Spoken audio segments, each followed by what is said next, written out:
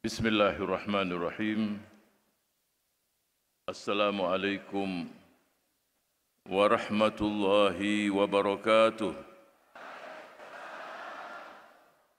Salam sejahtera untuk kita semua. Alhamdulillahirabbil alamin. Wassalatu wassalam ala asyrafil anbiya'i wal mursalin. Sayyidina wa nabiyina وحبيبنا ومولانا محمد وعلى آله وصحبه وأنصاره وجنوده ومن اتبع هداه إلى يوم الدين أما بعد. Yang saya hormati para Wakil Ketua Majelis Syura Dewan Pimpinan Tingkat Pusat Partai Keadilan Sejahtera, Presiden Partai Keadilan Sejahtera, Saudara Ahmad Syekhu, Sekjen Partai Keadilan Sejahtera, yang saya cintai dan saya banggakan. Yang saya hormati Saudara Abdul Muhaimin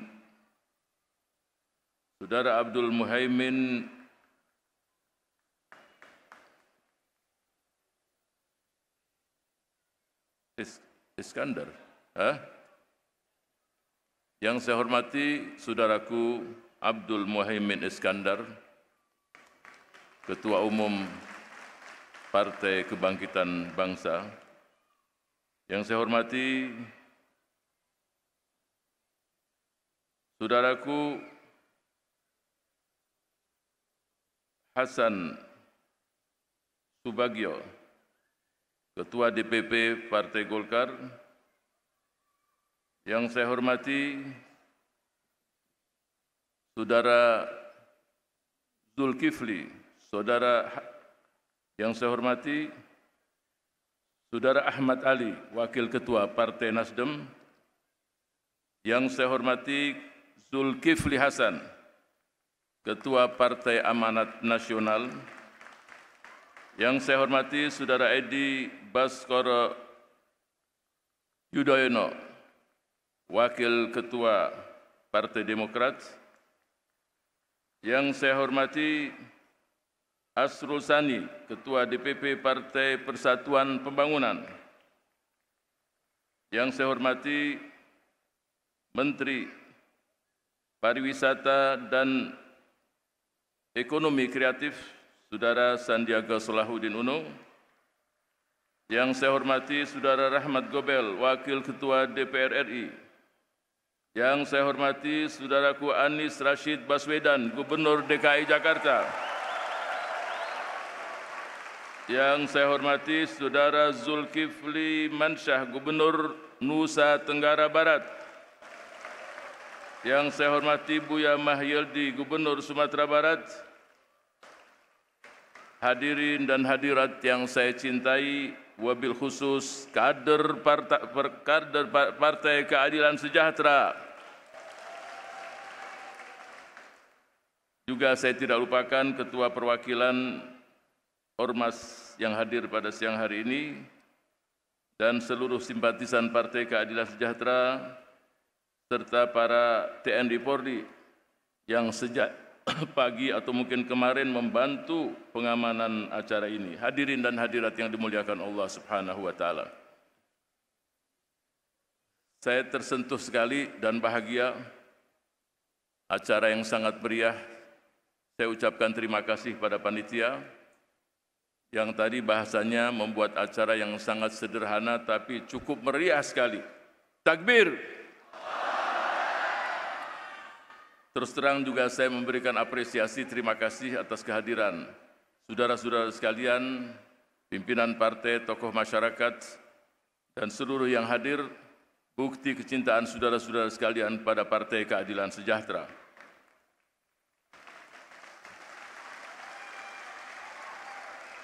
Batu gemerlap namanya berlian.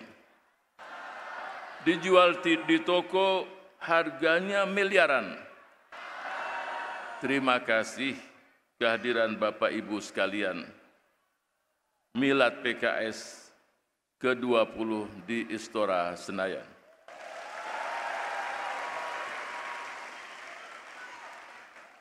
Alhamdulillah bangsa ini telah melewati ujian yang tidak mudah, COVID-19.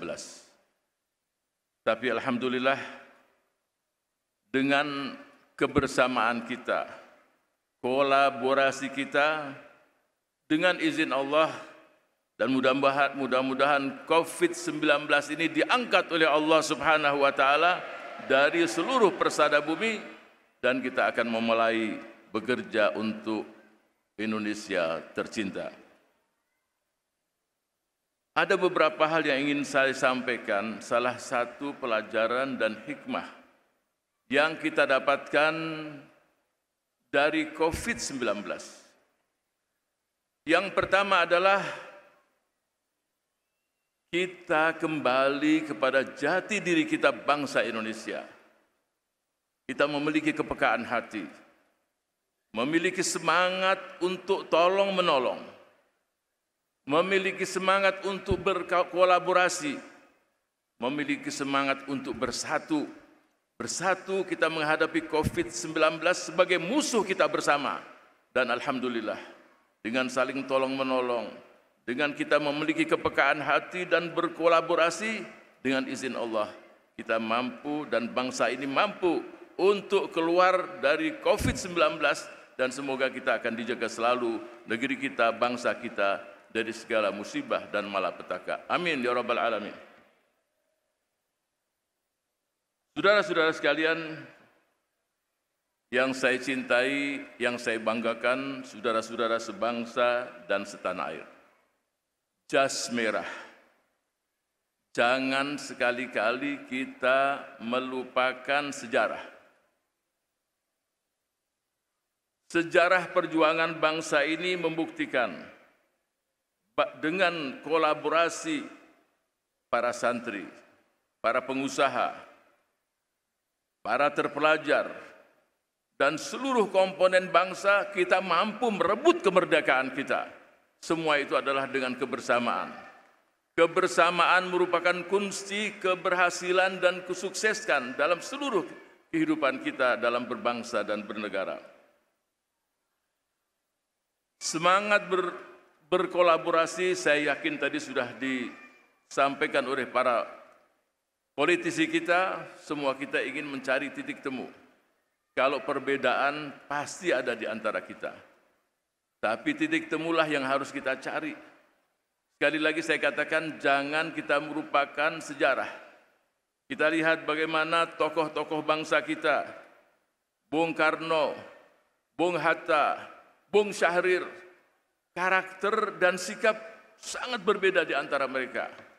Tetapi mereka memiliki titik temu, peletak perjuangan kemerdekaan bangsa Indonesia. Kita lihat tokoh Muslim atau tokoh Partai Masyumi, Bapak Muhammad Nasir. Kita lihat bagaimana dengan tokoh-tokoh yang lain yang berbeda agama, mereka dapat bergandengan tangan bersama-sama untuk membangun Indonesia. Membangun Indonesia yang lebih bagus ke depan. Jadi perbedaan itu sendiri tidak membuat kita saling bermusuhan satu dengan yang lain, tapi membuat kita saling kuat dan saling solid untuk membangun yang terbaik untuk bangsa ini. Semua kita belajar dari ciptaan Allah. Kalau makhluk-makhluk Allah pun mampu memberikan yang terbaik untuk alam itu sendiri, kenapa kita tidak mampu melakukannya? Saya berikan contoh. Tidak pernah kita mendengar lautan memakan ikannya. Walaupun lautan itu sendiri kadang-kadang dicaci maki oleh manusia. Seseorang yang anaknya meninggal di lautan, dia mengatakan lautan itu jahat. Nelayan yang dari laut ke pantai membawa ikan yang banyak, dia mengatakan laut ini baik sekali. Mereka yang terselamatkan ombak besar di lautan pun mengatakan laut ini juga ABC, memojokkan laut itu sendiri.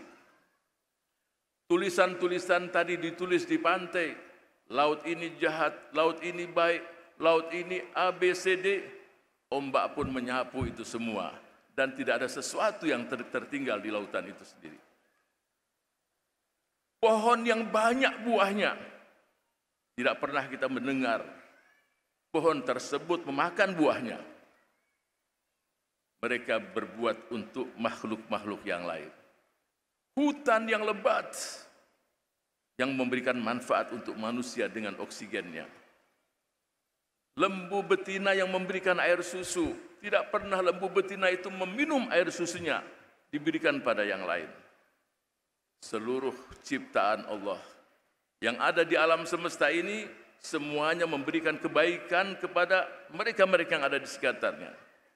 Baginda Rasul sallallahu alaihi wasallam bersabda, "Khairukum anfa'ukum linnas." Sebaik-baiknya kamu adalah manusia yang paling banyak manfaatnya untuk orang lain. Kita tanya diri kita, sejauh mana kita berbangsa dan bernegara memberikan manfaat pada yang lain?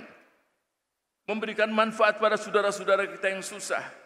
Kolaborasi membuat kita kekuatan yang luar biasa. Semacam tubuh ini, tangan tidak akan mampu berbuat sesuatu tanpa dia menyatu dengan tubuhnya. Dengan menyatu dengan tubuh, dia mampu mengangkat barang 20 kilo, 25 kilo. Ketika dia terlepas dari anggota tubuhnya, dia tidak mampu berbuat apa-apa.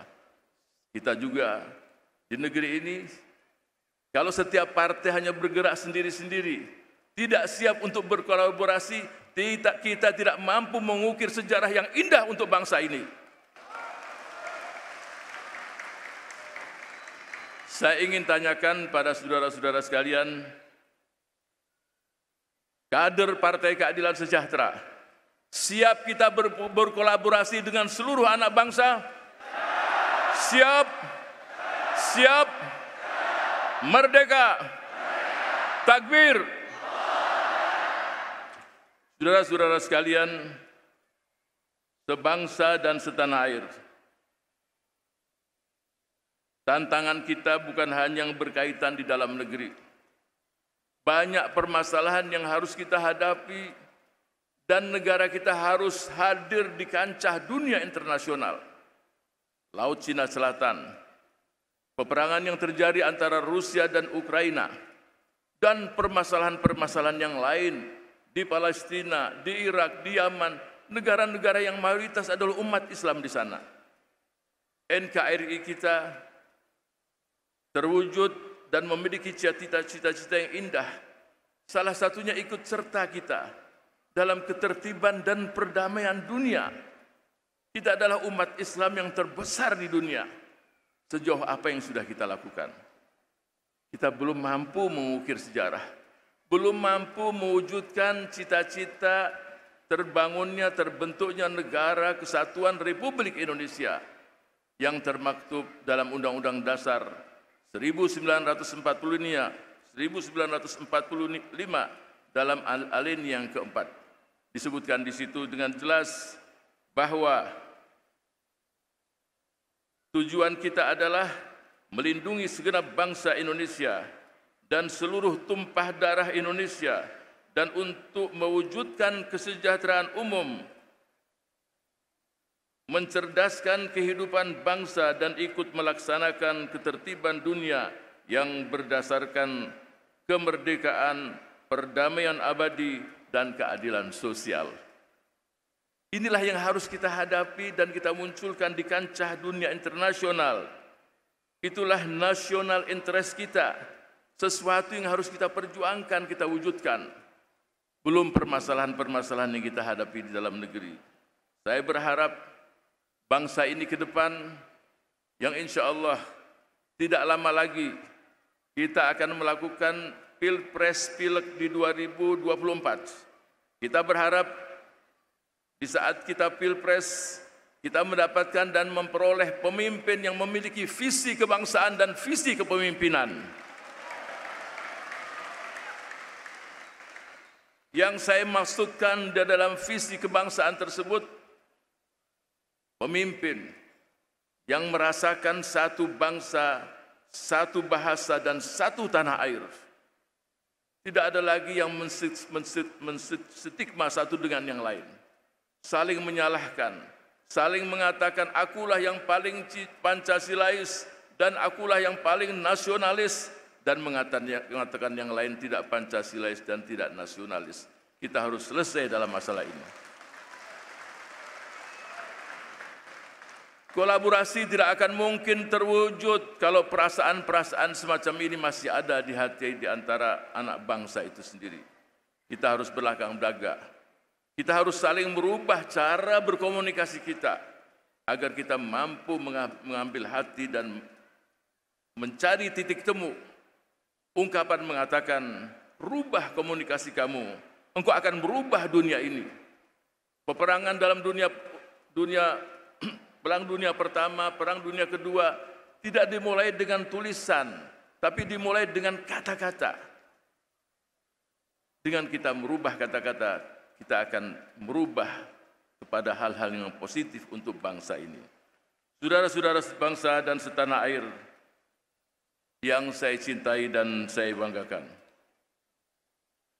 Peluang untuk kita mendapatkan pemimpin-pemimpin yang saya katakan tadi, memiliki visi kebangsaan dan visi kepemimpinan. Visi kepemimpinan, pemimpin yang selalu berusaha untuk menyatukan anak bangsa. Berat sama dipikul, ringan sama dijinjing. Tidak pernah dia akan bahagia sampai rakyatnya pun sejahtera. Pemimpin yang memposisikan dirinya sebagai seorang ayah dan anak-anak bangsa dan seluruh rakyat ini adalah sebagai anak-anaknya. Seorang ayah tidak akan bahagia sampai anak-anaknya itu mendapatkan kesejahteraan. Semoga Allah mewujudkannya ke depan. Amin. Ya Rabbal Alamin. Juga kita berharap juga di 2024, kita akan mendapatkan wakil-wakil rakyat yang benar-benar siap untuk melayani rakyat. Wakil-wakil rakyat yang memiliki visi dan misi yang benar-benar diwujudkan ketika dia menjadi wakil rakyat. Olehnya itu, saya yakin dan saya melihat bahwa kita tidak ada pilihan kecuali kita melakukan kebersamaan. Kebersamaan merupakan sukses dari keberhasilan kita itu sendiri. Perasaan yang halus, kepekaan hati, siap untuk bergotong royong, siap untuk saling tolong-menolong, jauh lebih indah daripada seseorang yang memiliki pemikiran yang tidak sehat. Saya teringat firman Allah Subhanahu wa taala di dalam surat An-Naml, mungkin jadi pelajaran kita bersama untuk kita membangun kebersamaan, membangun kolaborasi tadi. Allah Subhanahu wa taala berfirman menceritakan bagaimana perilaku semut tadi. Dia katakan dalam firman tersebut, qalat namlatu ya ayuhan namlu dkhulu masakinakum. Seekor semut mengatakan, ya ayuhan namlu, wahai para semut, masuklah kalian ke lubang-lubang kalian. Selamatkanlah diri kalian. La yahtimannakum Sulaimanu wa junuduhu wa hum la yash'urun. Agar kalian tidak diinjak-injak oleh Sulaiman dan pasukannya sedang mereka tidak merasakan dan mengetahui. Apa yang kita dapat pelajaran di sini? Semut pun memikirkan kelompok yang banyak agar selamat dan dia memberikan reasoning dan alasan masuk ke lubang-lubang agar kalian tidak diinjak-injak. Dan yang terakhir, wahum la yash'urun, sedang mereka tidak mengetahui, berbaik sangka. Kolaborasi akan terwujud kalau kita siap untuk memikirkan seluruh dan memikirkan mereka-mereka yang di luar kita.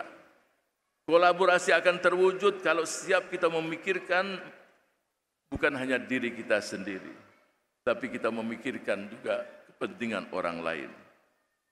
Ya. Kemudian juga kolaborasi akan terwujud kalau kita memiliki sifat berbaik sangka di antara kita. Kalau semut pun yang Allah tidak berikan rasio dan otak mampu memiliki perasaan yang semacam ini, saya yakin kita sebagai pimpinan-pimpinan partai politik yang siap untuk memberikan yang terbaik untuk bangsa ini, saya yakin kita akan siap bersama-sama untuk mewujudkan yang terbaik untuk Indonesia ke depan.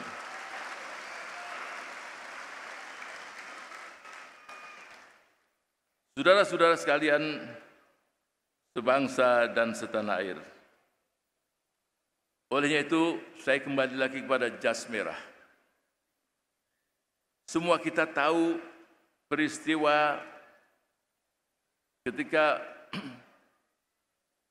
almarhum Muhammad Nasir, sebagai Ketua Umum Fraksi Masumi di Konstituante mengusulkan mosi integral untuk mengakhiri status Republik Indonesia Syarikat disambut dengan antusias oleh politisi, lintas kelompok, lintas aliran, dan bahkan sultan-sultan dan kerajaan-kerajaan di saat itu semuanya setuju dengan pendapat tersebut. Jadi ketika muncul pendapat yang brilian, gagasan yang bagus untuk bangsa ini, saya yakin semua kita akan sama-sama mewujudkannya. Olehnya itu saya memiliki beberapa gagasan saat ini. Yang pertama adalah cukup kita dengan pilpres saja. Capek bangsa ini. Dengan pilgub, pilkada, pilkot akan sampai kapan kita berhenti? Kenapa kita tidak rubah MD3-nya? Presiden yang kita pilih dan mitra koalisinya memilih gubernur sebagai kepanjangan tangan di daerah. Saya lihat di beberapa negara, sukses. Bayangkan pilgub 34 provinsi, berapa anggaran yang dikeluarkan? Tidak semuanya yang di Orde Baru semuanya jelek. Olehnya itu kita evaluasi, mana yang terbaik untuk bangsa ini. Yang kedua, kita tidak akan menjadi bangsa yang besar kalau kita hanya bermain di dalam negeri saja. Organisasi Konferensi Islam OKI kita kenal. Ketika saya menjadi ambasador, yang dikirim di OKI itu eselon 3, bayangkan. Sedangkan kita menghadapi tokoh-tokoh di organisasi Konferensi Islam, mantan menteri, mantan ambasador. Kenapa kita tidak rebut sekjen OKI? Ketika kita merebut sekjen OKI, di bawah kita ada lebih dari 100 sekian negara. Yang pengusaha-pengusaha kita di dalam negeri punya peluang untuk menjadikan negara-negara tersebut pasar dari produk negara Republik Indonesia para pengusaha kita. Banyak hal yang bisa kita lakukan.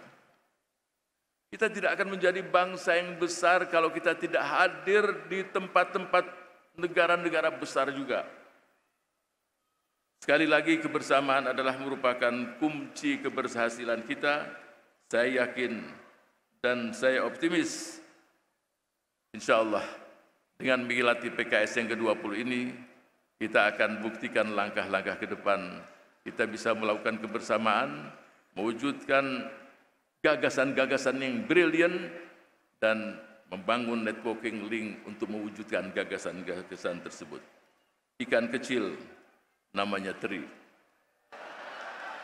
Ikan diolah menjadi terasi. Mari bersama membangun negeri, melayani Indonesia dengan kolaborasi.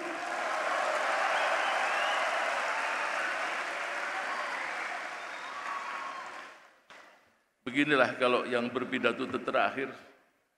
Orang udah pada capek semua. Tapi alhamdulillah, saya nggak melihat mana yang tidur karena semuanya gelap. Jadi bersyukur. Semoga Allah Subhanahu wa taala menjaga bangsa ini. Menjaga negeri tercinta ini. Memberikan taufik hidayah kepada pemimpin-pemimpinnya. Menjadikan kita bangsa yang mampu mewujudkan cita-cita Konferensi Asia Afrika untuk membebaskan bangsa Palestina dan meraih kemerdekaannya. Wahai para pemimpin bangsa, siap kita membantu saudara kita untuk meraih kemerdekaannya? Takbir. Semoga Allah kabulkan. Wassalamualaikum warahmatullahi wabarakatuh.